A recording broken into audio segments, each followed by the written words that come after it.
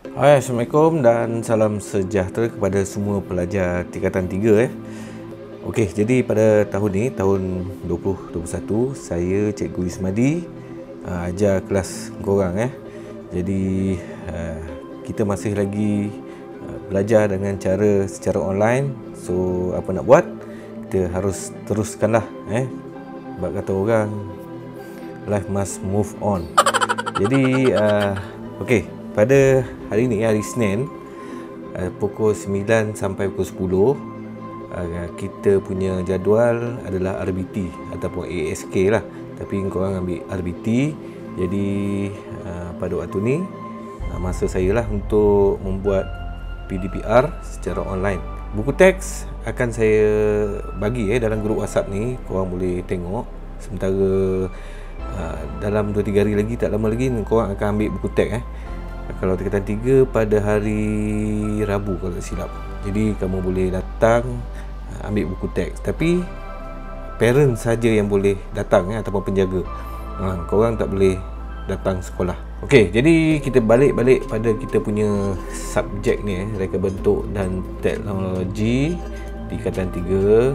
Okey, tengok kat skrin Okey, ni adalah buku teks yang akan kamu dapat. Tapi kalau korang nak baca, boleh baca secara online lah, buku teks digital tu. Okey, bab 1 adalah aplikasi teknologi. 1.1 reka bentuk mekatronik. Okey, ni saya baca dulu.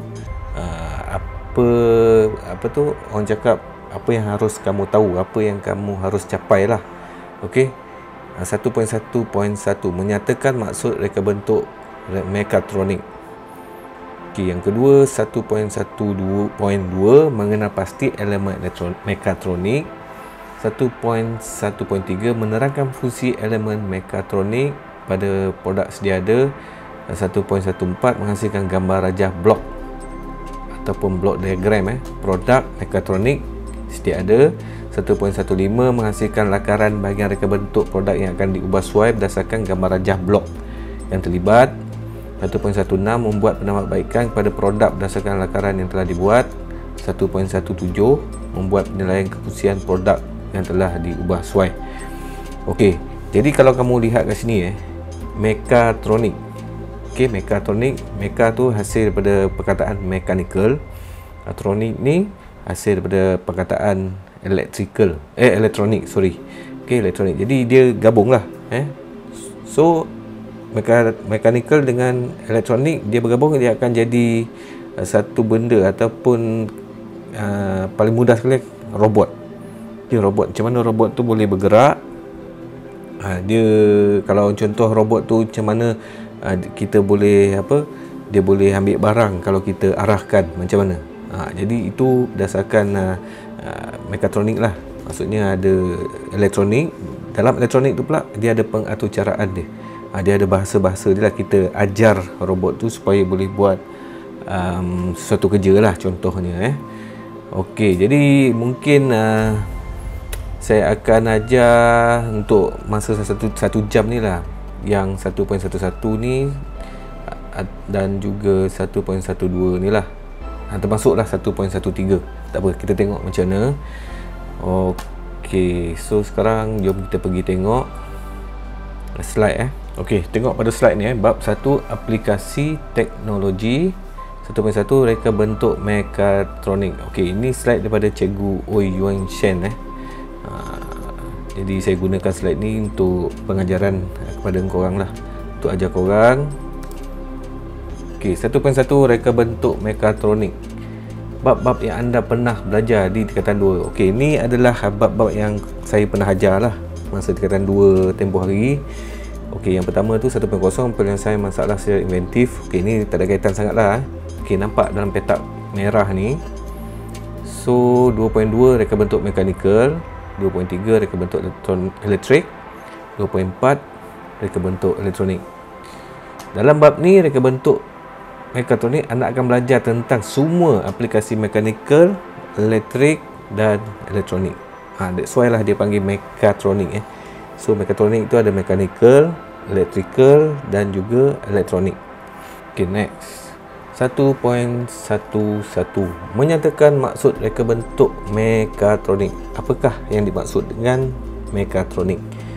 Okey, tengok kat slide tu Reka bentuk mekatronik bermaksud reka bentuk produk atau sistem yang menggabungkan disiplin ilmu elektrik, mekanikal, elektronik dan lain sekali kawalan dan pengaturcaraan untuk mencapai tujuan yang dikehendaki. Okey, tengok gambar bawah tu Gambar ni gambar enjin lah, gambar puli ataupun takal. Okey, ni mekanikal lah kan. Lepas tu ni adalah letak elektronik. Ni elektrik Okey, pengaliran arus elektrik, dan air sekali ni adalah pengaturcaraan.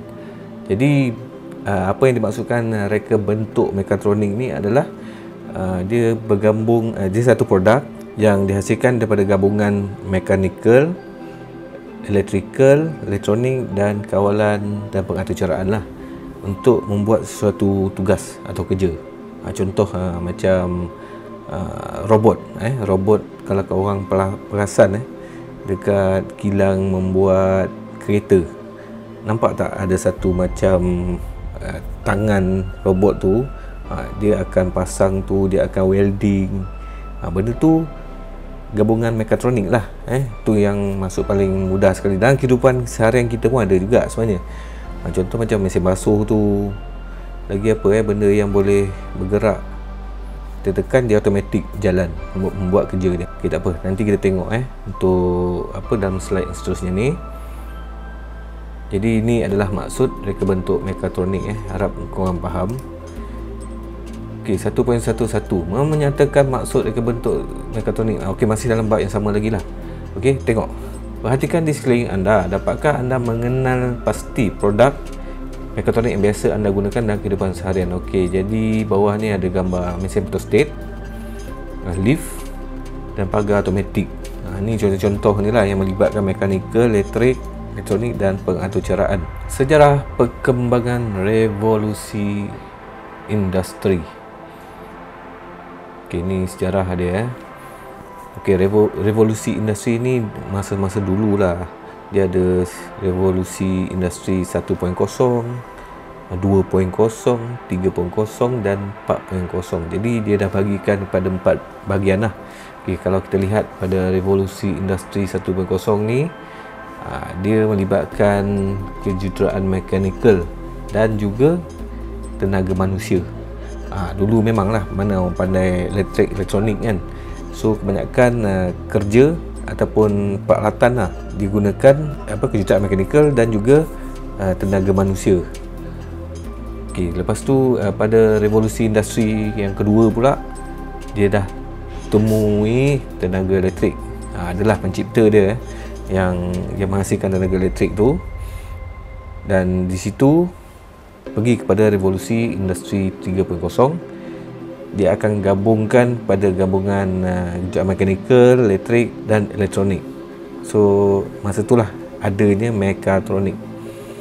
Dan revolusi industri 4.0, mekatronik bersama internet. Tu Mak Evan lah zaman sekarang lah. Okey, jadi macam robot tu kita boleh gerakkan robot tu menggunakan wireless ataupun internet saja. Contoh paling dekat adalah tentang teknologi 5G Macam telefon korang sekarang ni, dia 4G lah paling tinggi kan, dan 5G pun ada juga. Tapi di negara kita ni internet 5G ni masih berkembang, ni masih testing dekat certain tempat. Jadi 5G ni apa kelebihan dia, macam Huawei cipta teknologi 5G ni yang menyebabkan US ban Huawei. Sebab ni lah, sebab terlalu advance sangat Huawei ni dia buat teknologi internet 5G ni. Jadi macam kita buat kerja kat tempat bahaya, contohnya dekat kita bagi contoh kat Arang Batu lah, mungkin terdedah dengan runtuhan gua tu kan, batu-batu.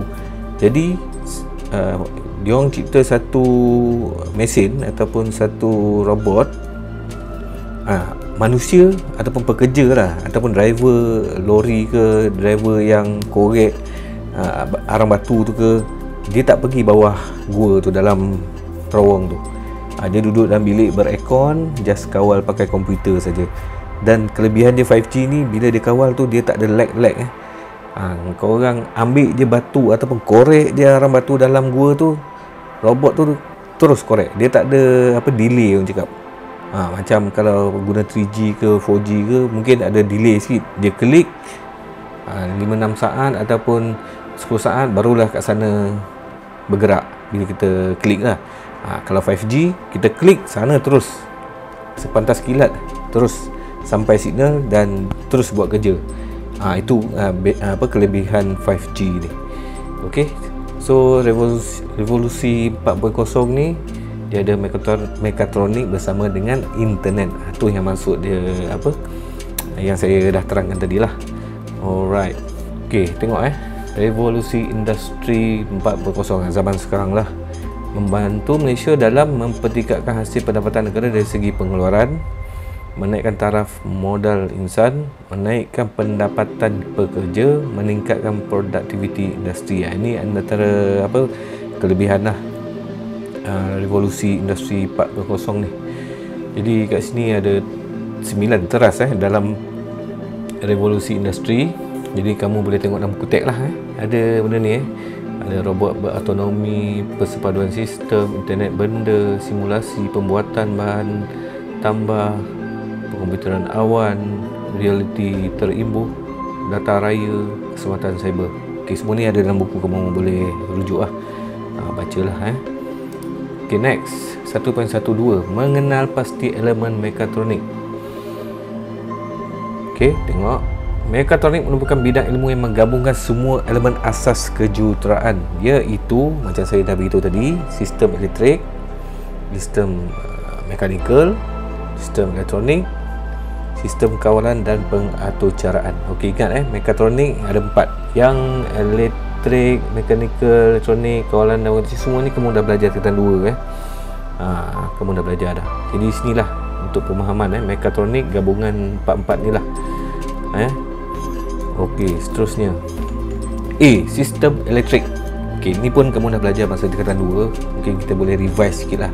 Dalam reka bentuk mekatronik, sistem elektrik ni sebagai sumber bekalan kuasa atau arus elektrik. Okey, arus elektrik ni ada 2 kan. Tahun lepas kan dah belajar, ada arus terus dan arus ulang alik. Jadi arus ni berfungsi untuk membekalkan arus elektrik bagi memulihkan peranti mekatronik berjalan fungsi yang telah ditetapkan. Jadi macam robot tu, macam mana kamu nak gerakkan, bagi power supaya dia boleh bergerak.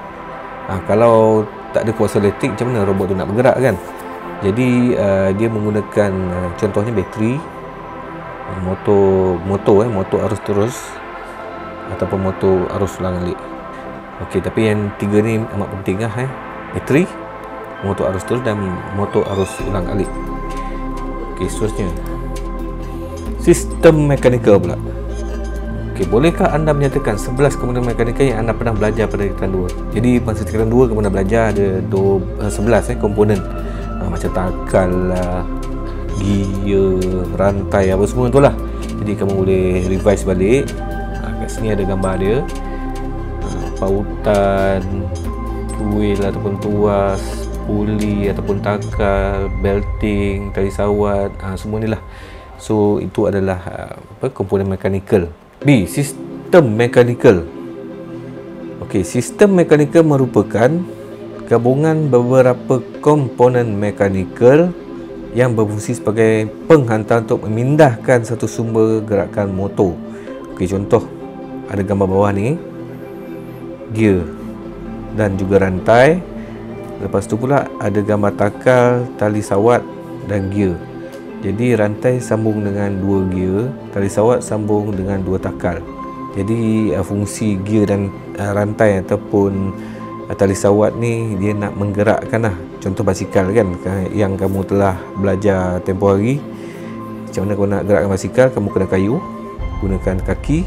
Lepas tu untuk gerakkan tayar belakang basikal tu kena ada gear dan juga rantai kan. Jadi itulah sistem mekanikal. Dia memindahkan satu sumber gerakan. Okey, seterusnya kita sambung balik. Next, C, sistem elektronik. Sistem elektronik merupakan susunan dan sambungan fizikal komponen elektronik, contohnya papan litar, perintang, diod, penderia, transistor, kapasitor dan lain-lain dalam satu litar bagi menjalankan operasi sesuatu sistem. Jadi ni pun kamu dah belajar tahun lepas kan. Sistem elektronik ni dia ada macam komponen-komponen elektronik yang halus-halus tu. Itu ada papan litar, ada diod, ada sensor, transistor, kapasitor, semua tu lah. Dia letak dalam satu litar untuk menjalankan operasi dia lah, dan air sekali dan seterusnya. D. Sistem kawalan dan pengaturcaraan. Ni adalah program lah. Kita kena teach ataupun ajar robot tu macam mana nak buat kerja, apa kerja yang perlu dibuat. So sistem kawalan, tengok pada skrin tu, sistem kawalan mengurus, mengarah atau mengawal atur tindakan, memastikan reka bentuk mekatronik berfungsi dengan sempurna. Okey, lepas tu pengaturcaraan pula, mengawal operasi alat elektronik dengan menulis arahan dalam bahasa-bahasa pengaturcaraan. Contoh perisian Java, Python, Visual Basic, C++ ni program lah program. Kalau korang pernah dengar apa, okey, kau kerja sebagai apa? Aku kerja sebagai programmer. Kat mana? Kilang ni buat kereta. Apa kerja kau? Aku ni je, aku bawa laptop, aku copy ataupun teach robot tu, ajar robot tu apa nak buat. Contoh dia nak welding ke, aku akan buat dia punya bahasa lah. Aku akan save dalam laptop, buat dalam laptop atau save dan copy dekat robot tu. Macam tu lah lebih kurang itu bahasa mudah kan, supaya korang faham. So programmer tu lah kerja dia. Sistem kawalan ni controller, dia nak kawal.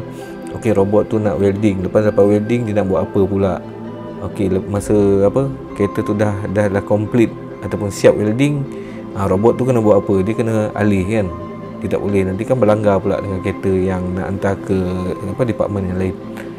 Itu maksud dia. Okey, next. Okey, 1.13, menerangkan fungsi elemen mekatronik pada produk sedia ada.